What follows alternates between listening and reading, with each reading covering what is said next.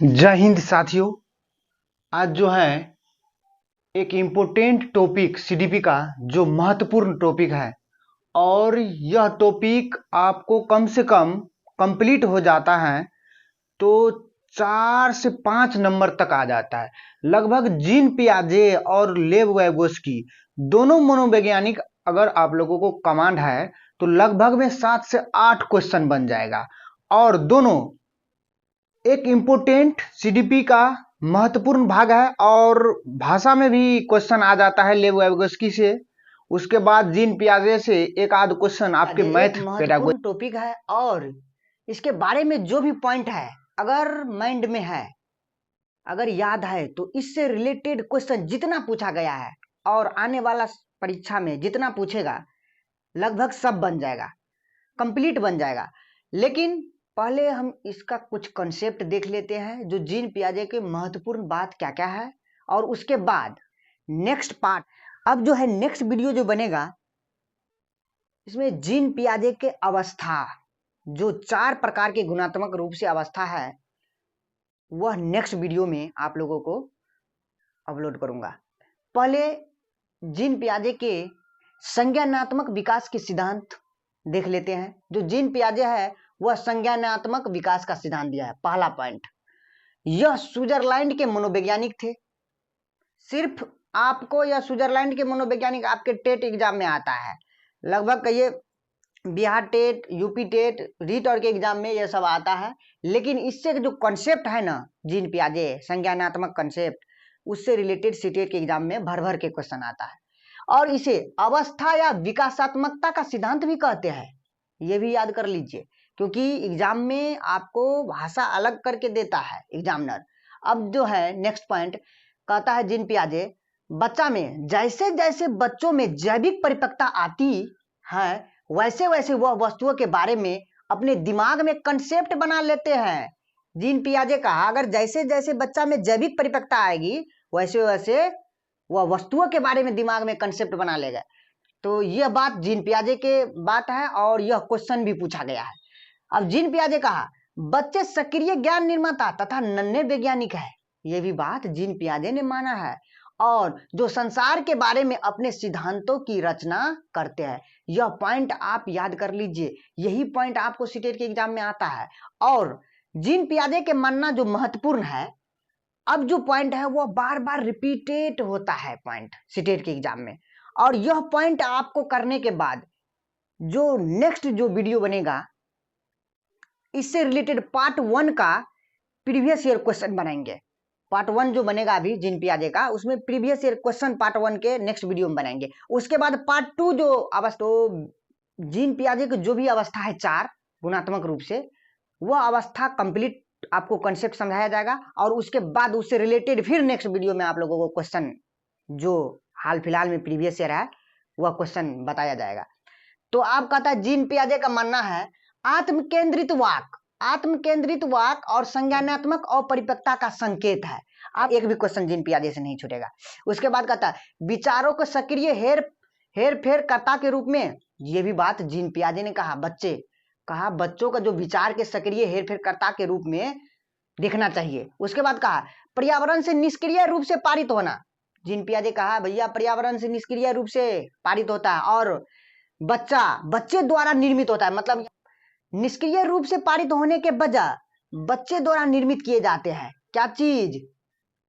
जो भी बच्चा अगर निर्मित करेगा पर्यावरण से नहीं, जो बच्चा खुद करेगा उसका वैलिड जीन पियाजे ने माना है। जो पॉइंट हमने लिखे हैं सिर्फ वो पॉइंट आप अपने कॉपी में नोट कर लीजिए और याद कर लीजिए, समझ लीजिए और देखिए प्रीवियस ईयर क्वेश्चन नहीं बनेगा तो फिर बोलना।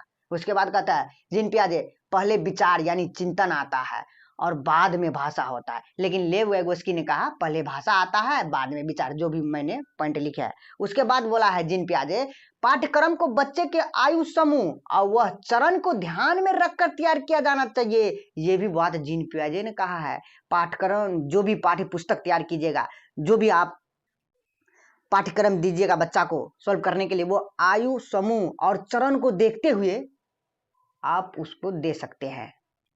अब जो है ये रहा जीन पियाजे के पॉइंट और महत्वपूर्ण पॉइंट है और महत्वपूर्ण पॉइंट देखते हैं। कहते हैं सीखने के अनुभव बच्चों को वर्तमान स्तर पर निर्भर रहता है। सीखना जो अनुभव है वो वर्तमान में रहेगा उस चीज पर बच्चा निर्भर करेगा। यह जीन पियाजे का कथन है। और उसके बाद बोला है बच्चों की सोच वयस्कों से गुणात्मक रहेगा लिखा या तो प्रकार। जो सोच है यानी वयस्कों से गुणात्मक या प्रकार के रूप से भिन्न यानी अलग अलग है।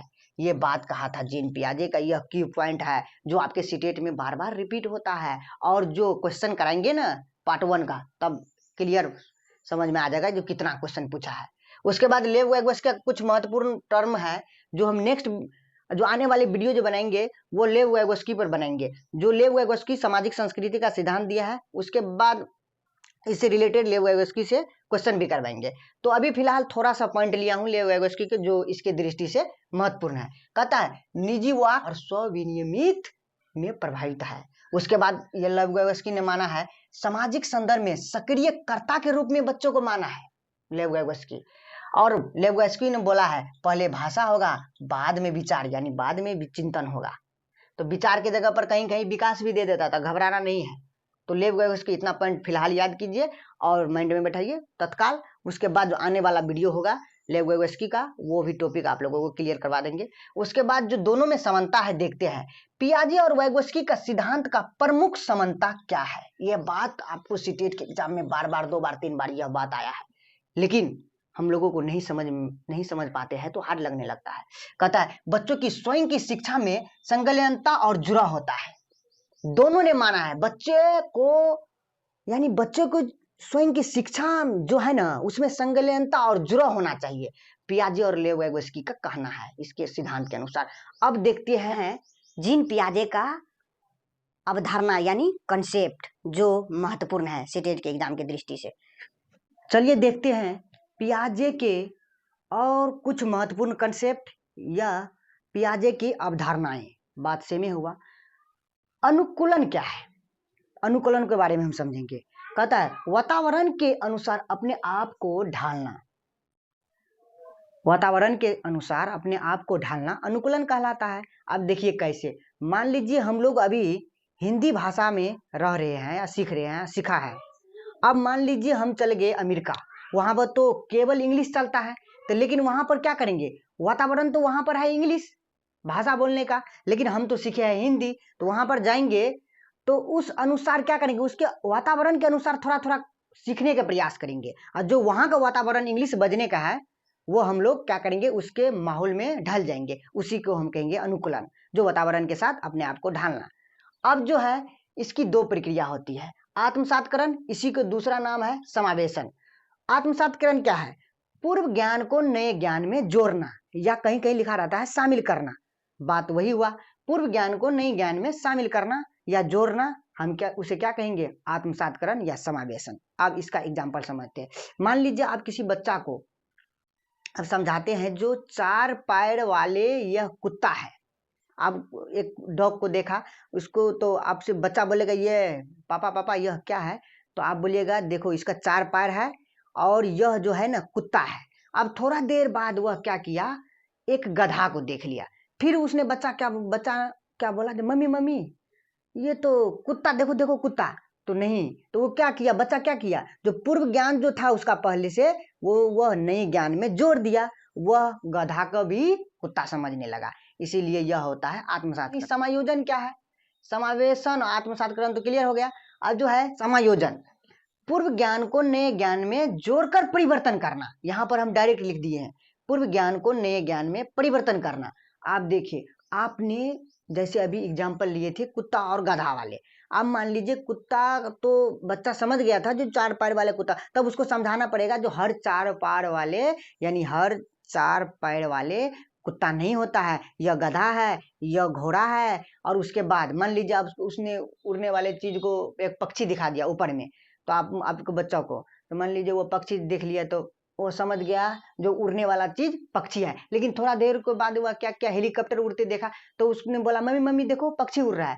तो क्या किया, पूर्व ज्ञान को नए ज्ञान में जोड़ दिया, तो वो तो हो गया आत्मसातकरण। यही बात समझ में आ जाएगा, जो नहीं वो हेलीकॉप्टर है, हर उड़ने वाला चीज पक्षी नहीं होता है। तो वह समझ गया, परिवर्तन कर लिया, तो वह समझ गया जो हेलीकॉप्टर है, तो समझ लीजिए वह क्या है, समायोजन है।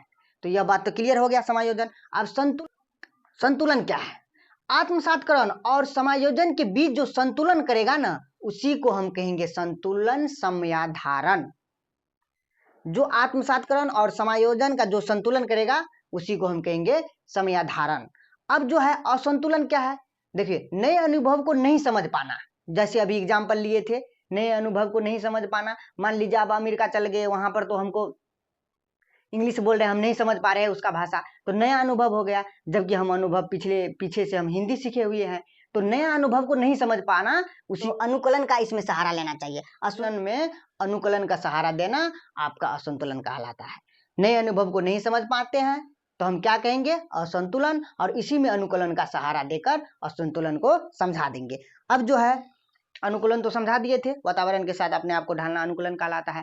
अब जो है पॉइंट नंबर 4 है, कहता है संगठन या व्यवस्थीकरण। बात एक हुआ, पूरी लाइफ में कुछ न कुछ सीखना और अपने अनुभव में जोड़ना, उसी को हम क्या कहेंगे? संगठन। और दूसरा नाम रहता है व्यवस्थीकरण।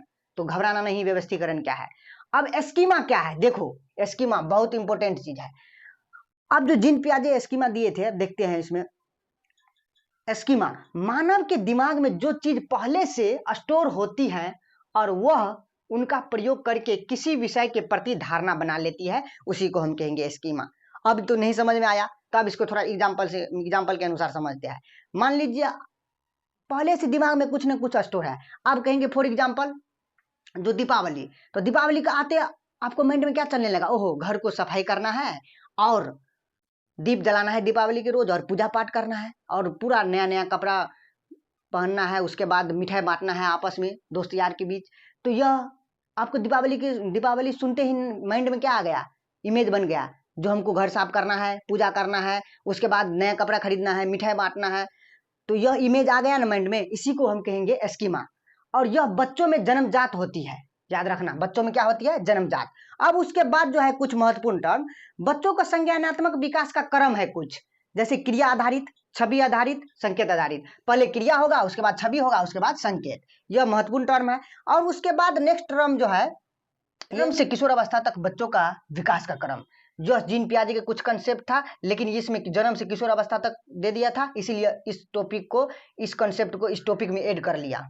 उसके बाद पहला जो है इसका संवेदिक, जो पहला अवस्था होती है संवेदिक पहला अवस्था, उसके बाद मूर्त, उसके बाद अमूर्त। लेकिन इससे पहले होता है संवेदिक, और जीन पियाजे के एक और अवस्था बीच में है, पूर्व संज्ञानात्मक अवस्था, उसके बाद होता है मूर्त अवस्था, उसके बाद अमूर्त। लेकिन जन्म से किशोर अवस्था तक यही 3 पॉइंट दिया था, और यह पूछा भी गया है क्वेश्चन, इसीलिए इस कंसेप्ट को इसमें ऐड कर दिया हूं।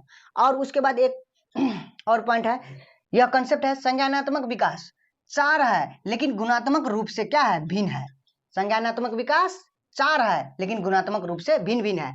यही है संवेदिक अवस्था, जो 0 से 2 वर्ष आता है। उसके बाद पूर्व संज्ञानात्मक अवस्था 2 से 7 वर्ष आता है। उसके बाद आता है मूर्त अवस्था, जो 7 से 11 वर्ष की आता है। उसके बाद अमूर्त अवस्था, जो 11 से ऊपर वर्ष की है।